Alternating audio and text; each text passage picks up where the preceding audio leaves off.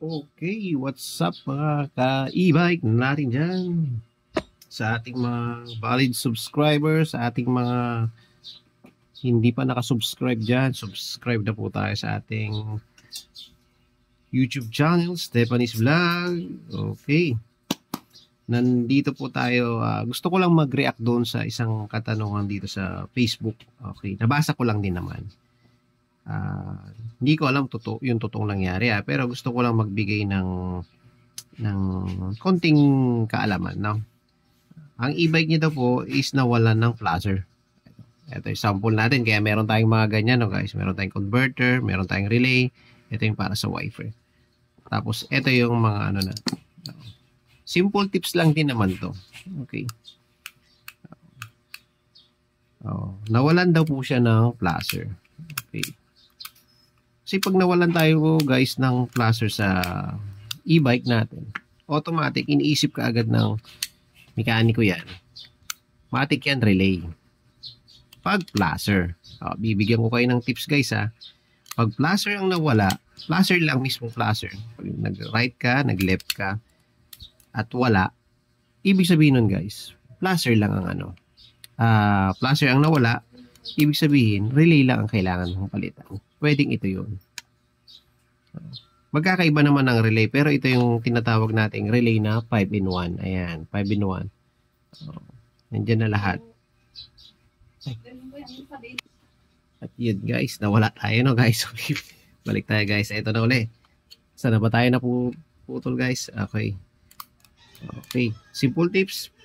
Pag nawala ang flasher mo, pwedeng itong relay na to. Maraming klase ng relay.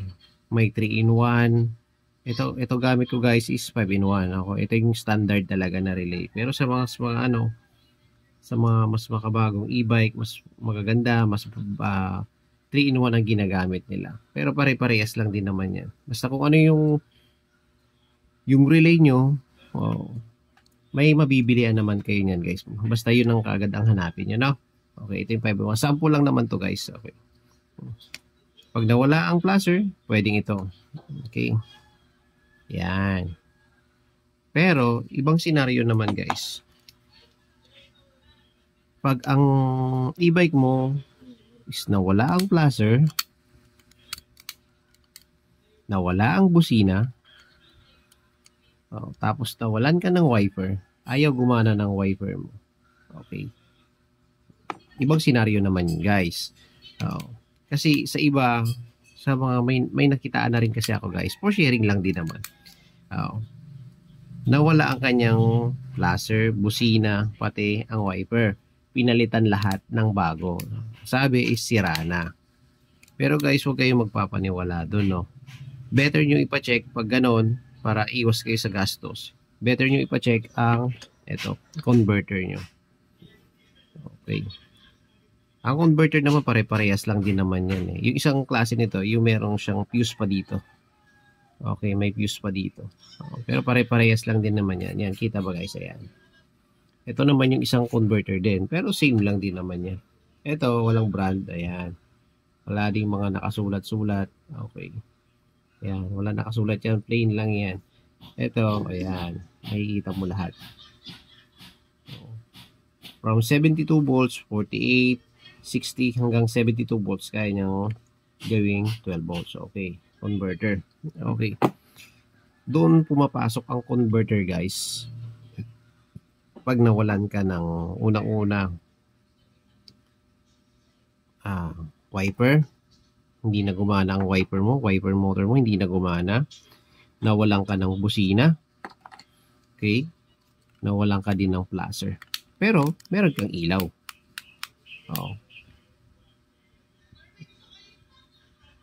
Gets ba guys? Gets ba? Okay. Ulitin ko guys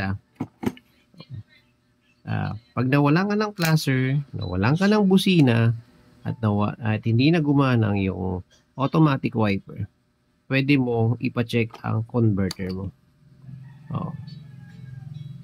Kasi dito lahat nakakonekta yon. Lahat yan 12 volts. Okay? Pero kung ang sinabi ng mekaniko mo is magpapalit ka ng motor wiper, ng busina, tapos ng relay, ay malaking gastos yun guys. Kasi babaklasin pa yan, labor pa nila yan, malaking gastusin. Kaya better pa check mo yung converter mo pag ganun ang senaryo, no guys. Pero kapag flasher lang ang wala, meron kang busina, meron kang wiper, tapos meron kang ilaw, wiper lang ang flasher lang ang wala, ang hindi gumagana, better magpalit ka ng relay lang, no, flasher relay. Okay, depende yan, 3-in-1 or 5-in-1. Okay, yan lang yung mga simple para iwas budol tayo, no guys.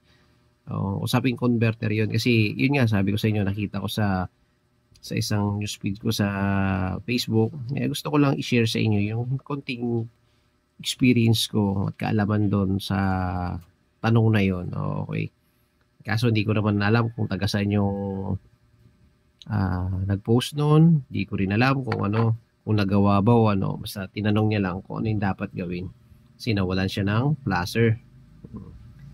Okay, guys, ito guys ulit, usaping converter to guys. Ayan, okay, yan yung dalawang klase. Meron pa pangatlo yan, meron pa yung may fuse, yung sinasabi ko nga sa inyo, no guys. Okay guys, sana nakatulong yung konting kaalaman ko, yung pag-share ko sa inyo ng konting knowledge ko, experience ko tungkol sa ganyang sitwasyon. Okay, minsan pwede mo na ring i-DIY yan, o kung gano'n ang mga senaryo, pwede mo i-DIY yan, madali lang naman yan, plug and play lang din naman yung mga yan, no? Okay, makikita to sa may tabi ng controller nga pala. Lagi itong nakatabi sa may controller, para hindi na kayo masyadong maganap kung saan nakapwesto to. Kung hindi naman at may kahay yung e-bike nyo pangharapan, pwedeng nandun to sa harapan. Okay, sa may tabi ng headlight. Okay, pero usually nandun to sa controller. Okay guys, okay, sana guys nakatulong yung simpleng video kong to. Okay, ride safe, power, peace out, peace, power.